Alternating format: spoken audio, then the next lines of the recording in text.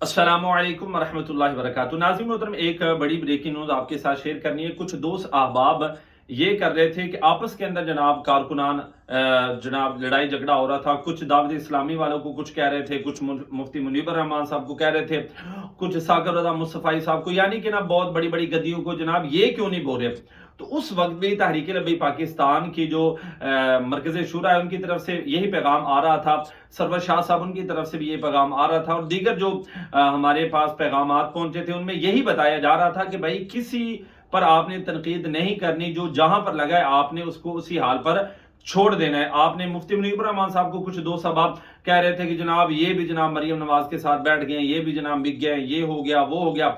हालांकि ऐसी कोई बात नहीं है, वो हक के साथ खड़े हैं। पहले हमने उनका माजी देखा हुआ है और इंशाल्लाह वो हक के साथ खड़े रहेंगे। अभी जनाब उनके हुकूमती जो नुमाइंदगान है उनसे जनाब मुलाकात हुई, जिसके अंदर मोहसिन नकवी भी था। और मोहसिन नकवी वही बंदा कि जिसने जनाब मुरीदके के अंदर ऑपरेशन जो है वो करवाया था, उसके साथ जनाब मुलाकात हुई। और जनाब वहां पर क्या बातचीत हुई, ये बातचीत हुई।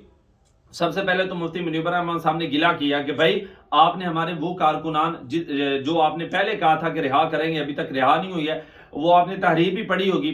तो जनाब उन्होंने कहा कि इंशाल्लाह बहुत जल्द हम आपके कारकुनान जो है वो रिहा करेंगे। और दूसरा, मुफ्ती मुनीबर रहमान साहब ने ये भी कहा था कि आप गिरफ्तारियों का सिलसिला जो है मजीद बंद करें, ताकि मामला जो है ना वो बेहतरी की तरफ आए। तो अल्हम्दुलिल्लाह हक के साथ वो खड़े हैं, सच के साथ वो खड़े, और इंशाल्लाह हमारे वो बड़े हैं, हमारे सरों का ताज है और हम उनके साथ खड़े हैं। तो लिहाजा कोई बंदा किसी किस्म की जो है वो अफवाहों पर कान ना धरे। आप जो है वो बड़ों ने कहा कि खामोशी इख्तियार करें, बस आप खामोशी इख्तियार